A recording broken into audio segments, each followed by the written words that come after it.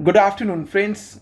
This video on one of the important burning topic as on date.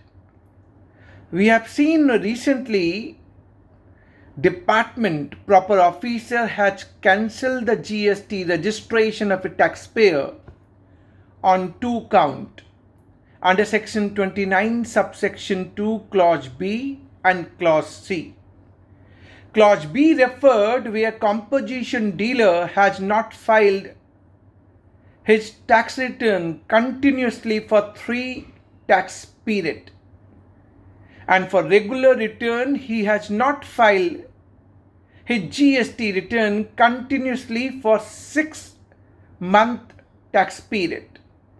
On these two counts we have seen proper officer suo motu has cancelled the GST registration, या आपने 3 consecutive tax period का return नहीं भरा है for composition dealer, for regular dealer, regular registered person you have not file, आपने continuously 6 महीने का अपना जीएसटी का रिटर्न नहीं भरा है, तो आपका रजिस्ट्रेशन प्रॉपर ऑफिसर ने कैंसिल कर दिया. आपको रिवोकेशन एप्लीकेशन डालनी थी under section 30 subsection 1. Lot of representation, कई लोगों ने अपने रिवोकेशन एप्लीकेशन टाइम से नहीं डाल पाए, and there specific period 30 days time period under section 30 subsection 1 for filing revocation application of cancellation of registration before the proper officer. अगर आपने टाइमली नहीं डाला तो आप क्या करें? Lot of representation has gone to CBIC. Recently, by notification number 34/2021 Central Taxes dated 29th August 2021, laudable announcement. And what is that announcement? This date for filing revocation application of cancellation of registration is now extended to 30th September 2021. If due date for filing revocation application of cancellation of registration falls from 1st of March 2020 to 31st अगस्त 2021, उनके लिए अब revocation application डालने की date extend कर दी गई 30th सितंबर 2021. Opportunity under section 30 subsection 1, अगर आपकी due date जो रिवोकेशन एप्लीकेशन की फॉल करती थी 1 मार्च 2020 से लेके 31 अगस्त 2021 तक, आपने अगर रिवोकेशन एप्लीकेशन टाइमली नहीं डाली, अब आपके लिए एक आखिरी मौका कि आप अपनी revocation application under section 30 subsection 1 30th सितंबर 2021 तक डाल सकते हैं. Good announcement. बट इसमें जो ओपन पॉइंट अभी भी निकल के आ रहे हैं और जो हमें समझने हैं, पहला पॉइंट, ये उसी पीरियड की बात करता है जो 1 मार्च 2020 से स्टार्ट होता है और 31 अगस्त 2021 तक. ऐसे भी तो टैक्स पेयर होंगे जिनका रजिस्ट्रेशन कैंसिल्ड हो गया और उन्हें रिवोकेशन एप्लीकेशन डालनी थी, बट वो विद इन टाइमलाइन 30 days नहीं डाल पाए अंडर सेक्शन 30 सबसेक्शन 1. सो जिनकी registration prior to 1 March 2020 cancelled हुई for the reason of section 29 subsection 2 clause B and clause C, और वो विद इन टाइम 30 days अपना रिवोकेशन एप्लीकेशन नहीं डाल पाए, तो वो क्या करेंगे? अगर उनका registration prior to 1 March 2020 cancelled हुआ और वो रिवोकेशन एप्लीकेशन नहीं डाल पाए, उनके लिए क्या मौका है?